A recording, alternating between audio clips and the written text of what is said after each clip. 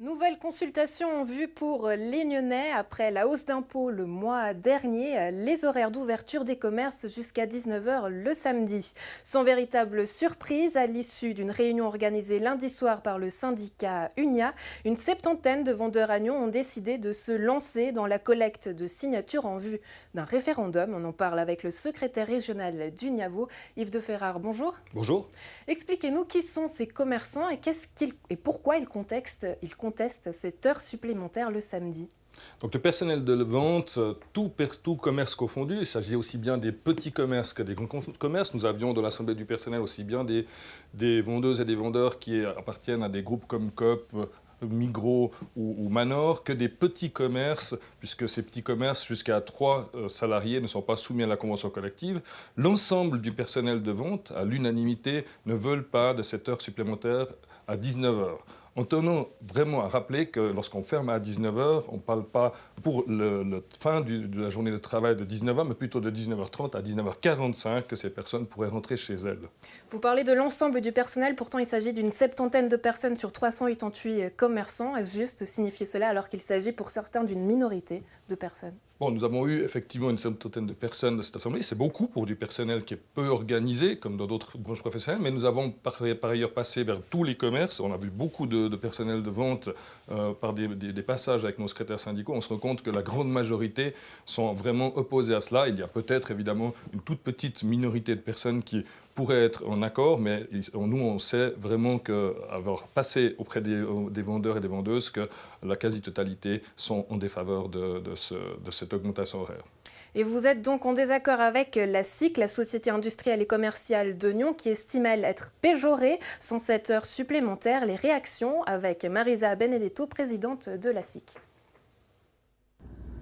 On ne pensait pas qu'il continuerait à marteler avec cette heure supplémentaire. Alors vous pointez du doigt le syndicat UNIA qui, selon vous, manipulerait ses employés. Pourtant, apparemment, ça vient quand même de plusieurs dizaines d'employés, cette envie de référendum. Je pense que les 70 employés qui étaient présents l'autre soir lors de la séance de UNIA ne sont pas très représentatifs. 70 employés, nous avons 1300 employés à Nyon.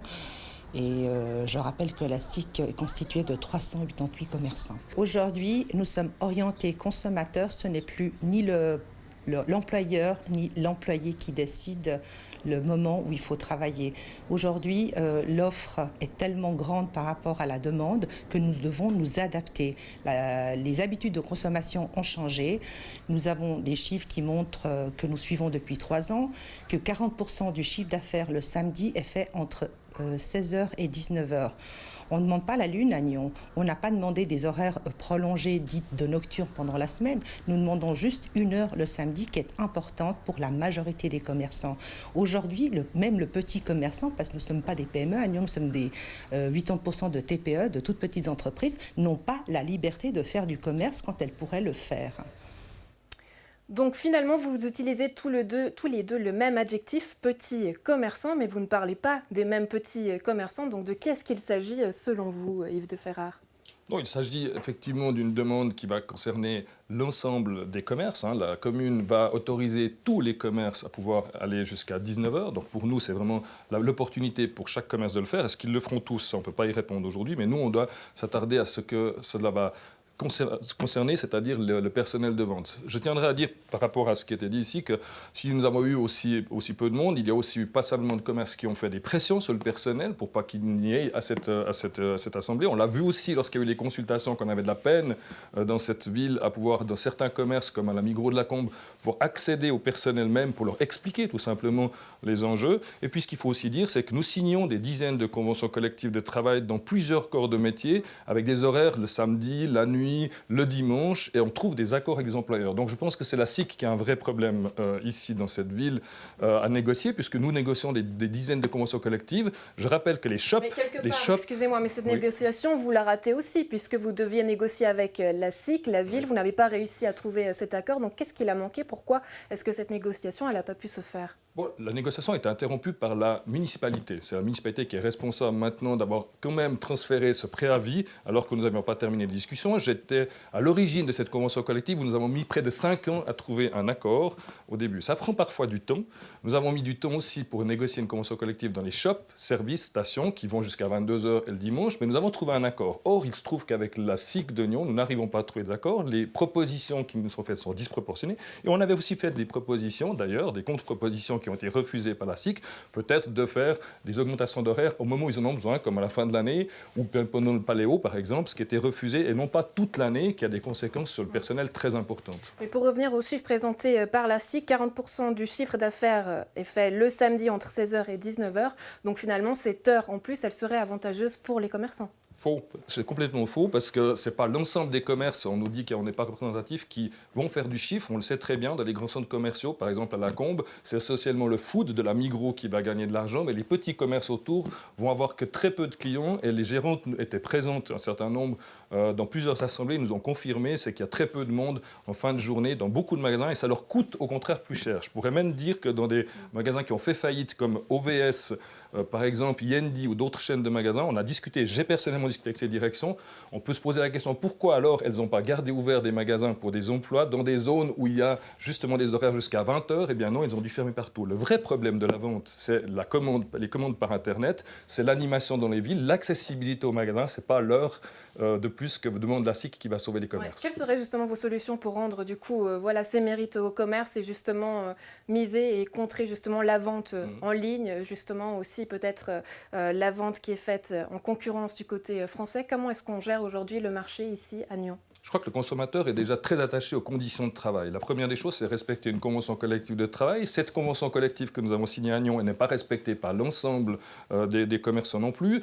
La SIC a refusé des contrôles de cette convention collective. C'est la seule convention collective qui reste aujourd'hui, puisque Lausanne, nous avons réglé le problème, où nous n'avons pas pu faire des contrôles sérieux sur l'application des conditions de travail. Le consommateur est assez attaché à ça. C'est un des arguments, ce n'est pas le seul. Ensuite, il y a l'accessibilité aux magasins. Dans les villes aussi, peut-être, qui peut être un sujet à discuter, mais c'est en tout cas pas une heure de plus qui va changer, de mon point de vue, les vraies difficultés réelles des commerçants sur Nyon. Une heure en plus, justement, pour les commerçants, qu'est-ce que ça change concrètement ?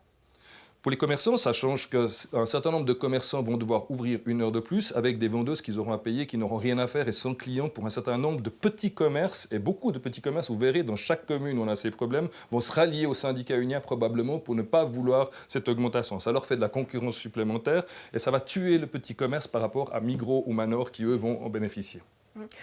Pour Unia, c'est le premier référendum communal concernant les horaires d'ouverture pour le canton aussi. Donc, quels seront les objectifs principaux pour Unia ? Premier objectif, ce sera de réussir les signatures. Ce n'est pas si évident que ça. Il faut atteindre un nombre important de signatures, 1900 sur Nyon. On va mobiliser la population, nos alliés. Il va y avoir une création d'un collectif qui va se faire sur Nyon avec des discussions la semaine prochaine.